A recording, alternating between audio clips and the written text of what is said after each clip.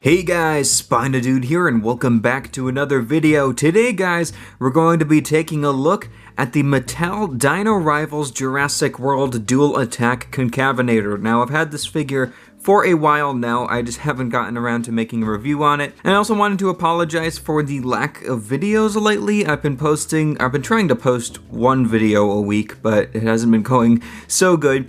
But the reason for that is because Titans of Acralis is in full production right now, and I'm putting most of my video making time into that. Plus, I'm busy in my personal life. So yeah, just be assured that I'm working on content, and for now, I wanted to take a look at the Dual Attack Concavenator that I've had on hand because I am planning on doing custom work on this guy on the channel coming up.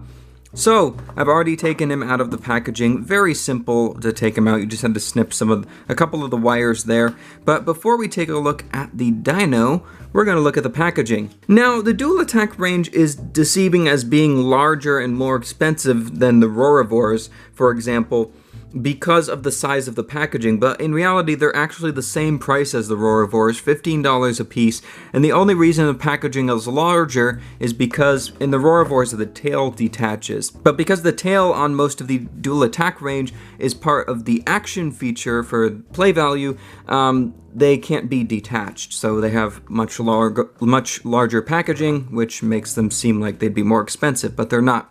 We'll do a comparison with a Roarivore later in the video. But anyway, here is the packaging. You can see we have the T-Rex and the Triceratops facing off against each other down here. We've got Owen Grady there. It says Dual Attack Concavenator. Again, love this bright red packaging with the like scuffed up steel effect in the background and like the molten Jurassic World logo. We have demonstration of the action features there.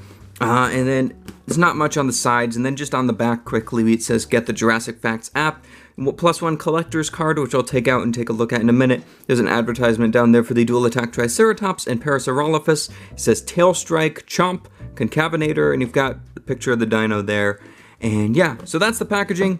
Let's move this off to the side and I'll get the collector card out to take a look at next. Alrighty, so Mattel really needs to change how they put the collector cards in the boxes for these, because the tape really could take off some of the artwork. Like, the kind of tape they use is just not good for housing these cards.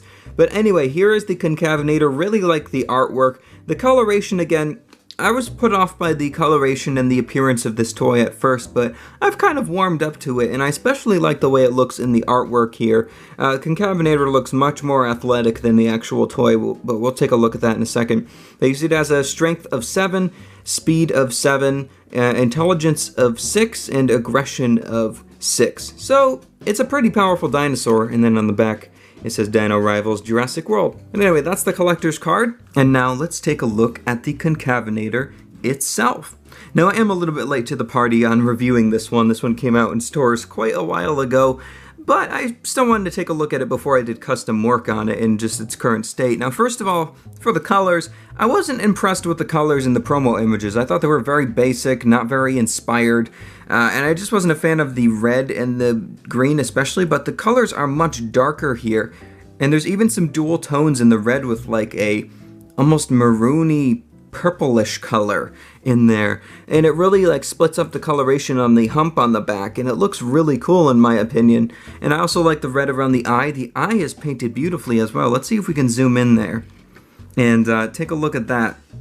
The eye is just painted extremely well. You have a cat's eye. It looks almost like the eyes that the velociraptors have in the films and such. The head is extremely wide. I would have liked a thinner head, more Carcharodontosaurid looking, but I still think it looks cool from the sides. It's similar to the one we see in Jurassic World, and if you didn't notice, in Jurassic World's Fallen Kingdom, there is a Concavenator. At least what the director of the film said is supposed to be a taxidermy of Concavenator in the Lockwood estate.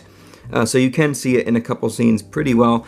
This one does have the green color of that one that was in the film, but it has yellow and red on it as well. So it's not a one-to-one like copy of the one that we see in the film, but making this toy is definitely a nod to its appearance in Fallen Kingdom. In terms of detail, the detail is pretty nice in some areas. It's lacking in some areas, especially across the midsection and down the top of the legs, but there are some really nice bumps and scales and scoots throughout the body, down the tail there especially. I really like the pattern going down the top of the neck and down the back there with the overlapping scales. I think that looks pretty cool overall. And the teeth are they're just huge, chunky teeth. They don't look that great. They're very nicely painted, though. Much better than just, like, you know, taking the glob of white paint on the paintbrush like Hasbro used to do, of course, which, of course, wasn't very appealing. The feet do look a little bit weird. They're kind of squared off on the back there. Of course, it's probably for balance reasons, but I'm just not a fan of it. The feet are also tremendously large in comparison to the rest of the dinosaur. And the hands, I think the hands, it's a cool idea having like smaller arms similar to the Indominus Rex. And I like the positioning of the arms and the hands overall. And with the articulation, you can get the arms to look like they're in a pretty cool poses here and there. And of course, these are pronated because this is a genetically enhanced Concavenator, so it's not going to be realistic, of course. But anyway, speaking of articulation in the arms and such, let's go over articulation now. So you can move the legs forward and back each, and they click into this position by default. You can get into some cool like rearing up poses and such. Like this, I think that looks pretty cool. You can bend it down like that if you want. And there also is the pivot joint in the hips, so you can move the legs out and splay them outwards if you're trying to balance it on an awkward surface or something. So that's pretty cool. And then in terms of like stuff that you can pose on this figure, only the arms can move. They move up and down like so, and then they have the pivot joint in the shoulder, so you can move them out like that, which I think is great to have.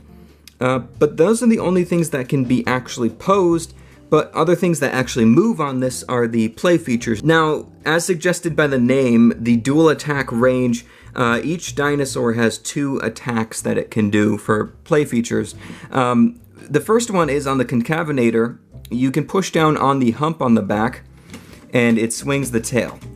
So that's pretty cool. It feels nice and sturdy, and it could do some damage if you really wanted it to, but I think that's pretty cool. It kind of bends at an awkward place in the tail, but it works out, I think, very well. And overall, I think the seam lines are hid pretty well on the tail. It's pretty consistent. It doesn't stand out too much. And then the other play feature is, if you look on the back here, you can see there is a button, and if you push on that, then the jaws chomp. So let's zoom in on the face there. And you can see that works pretty well. And if you, on mine, if you hit it in the right spot, then sometimes the jaw will stick shut.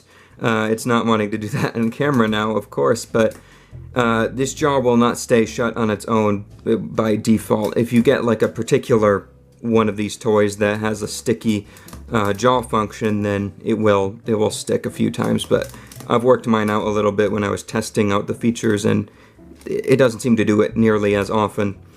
But I think that's pretty cool. Of course, you want a chomping feature with a carnivore. The tail feature, I don't think it works out well for a theropod. I'd rather have like something where you push on the hump and the claws like slash forward and back. I think that would be much, much cooler.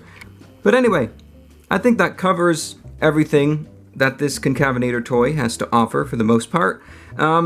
Overall, definitely far from my favorite from Mattel's offerings. I just had an idea for some custom work on this figure, and I'm going to be making a video on that and potentially selling it when I'm done, so make sure you stay tuned for that. But anyway, why don't we give this toy a quick measure? So we got our trusty flexi ruler here, and in terms of the length from the tip of the tail to the tip of the snout, we're looking at exactly 12 inches, which is 30 centimeters, and in terms of the height at its default stance, at the highest point, which is the top of the hump on the back there, we are looking at about 5 3/4 inches, which is about 14 centimeters. So this figure is fairly large. It's not quite as large as some of other Mattel's offerings, but for comparison, just to show you that these are the same size as the Roarivore figures, here is the Roarivore's Baryonyx from the Fallen Kingdom movie release range, and I'm gonna have to lean him on his nose there so you can so he'll balance. My Baryonyx is having some balancing issues here and there, but I like the Baryonyx much more. The Baryonyx still holds up as one of my favorite figures from the Fallen Kingdom toy range.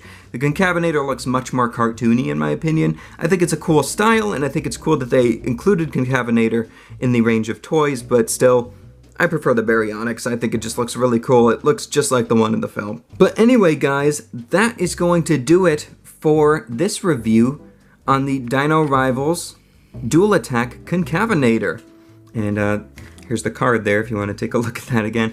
But if you want to get this one for yourself, they still have them at my local Walmart. I've seen them at Target too a few times. So if you want to get one, check those places out. I'm sure they're not expensive online. It's not something that I'm going to be like, you have to get.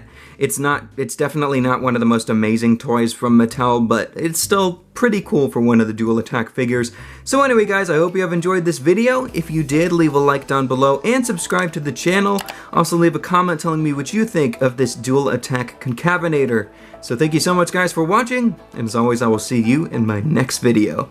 So take care, and bye-bye.